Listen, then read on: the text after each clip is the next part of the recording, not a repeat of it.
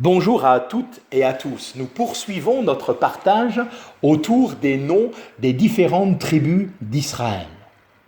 Nous arrivons maintenant à ce nom de Ruben. Ruben, cela signifie littéralement « voyez un fils ». La parole de Dieu nous dit que nous devons disparaître afin que lui puisse croître. Il s'agit bien sûr de Jésus-Christ. Nous devons disparaître pour manifester Jésus-Christ. Nous sommes donc invités à montrer, à révéler le Fils dans notre vie, au travers de notre témoignage.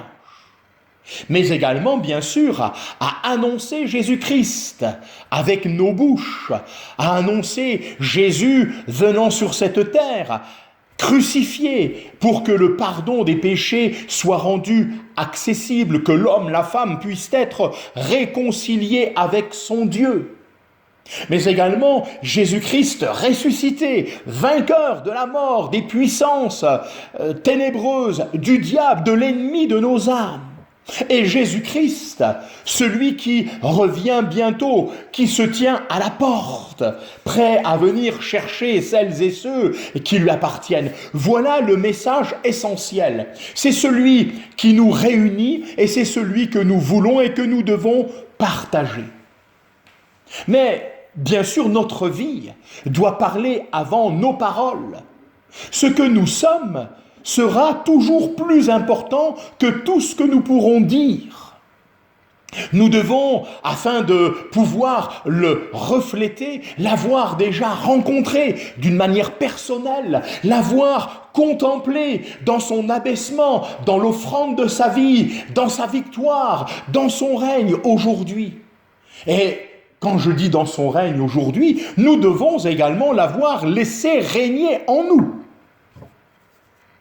Paul déclare dans 1 Corinthiens 2, « Car je n'ai pas eu la pensée de savoir parmi vous autre chose que Jésus-Christ crucifié. » Ce qui vient là comme une réponse à Jean 3,16, « Car Dieu a tant aimé le monde qu'il a donné son Fils unique. » Voilà ce qui est et ce qui sera toujours le thème central de notre témoignage, l'amour de Dieu manifesté en Jésus-Christ.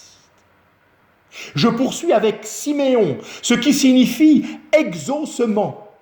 La Bible insiste sur l'importance de la prière.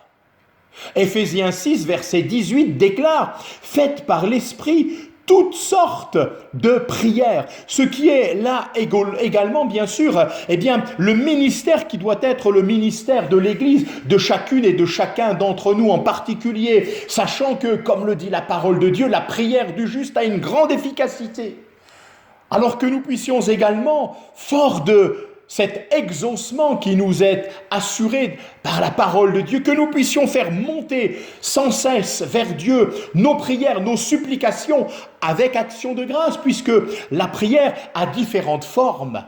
Alors que Dieu nous trouve également enrôlés dans ce service tellement important et efficace que celui de la prière. Que Dieu vous bénisse richement.